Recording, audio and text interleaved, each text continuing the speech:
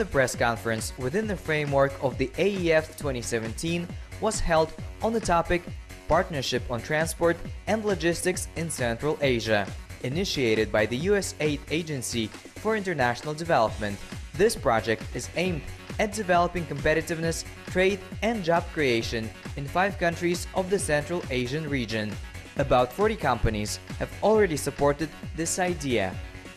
Partnership is a great dialogue between the private sector and governments who work in the region. It's a great way for the private sector's voice to be heard so that they can let governments know the issues that affect them and the challenges that they face. This year, the second meeting of the members of the association took place, at which the main question was discussed: how to organize a system of effective trade turnover, and the project was launched in 2015. 2 года назад было принято решение образовать транспортное партнерство. 2 years ago, it was decided to form a transport partnership in the countries of Central Asia to provide assistance in transport and trade transit, because all participants realized that there are quite a lot of problems, and these problems relate to almost all spheres of activity, and customs, and infrastructure, and transportation by rail.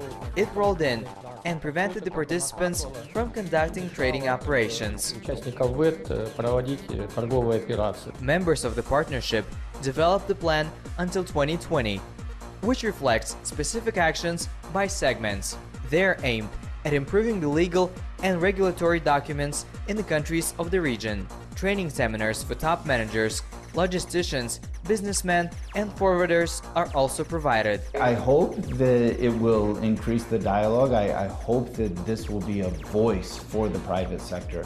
So, and I hope that eventually it will be self-sustaining, that organizations like USAID, when we may no longer be here in Central Asia, that the private sector will have ownership of this, and that they will continue the dialogue with governments in the region, and that the governments will be responsive to their concerns and to their needs, so that the transport and logistics sectors can grow and become more prosperous. Within the framework of the forum in Astana, there was also a plenary session with the participation of the head of state. Nursultan Nazarbayev noted that economic growth should solve the accumulated problems and not increase them.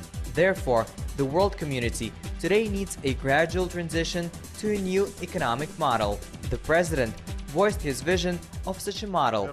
First of all, today it is necessary to put on the international agenda the issue of developing new methods for calculating indicators that measure the wealth of countries and the welfare of their citizens. Gross domestic product, which is often used by all of us, has a number of significant flaws.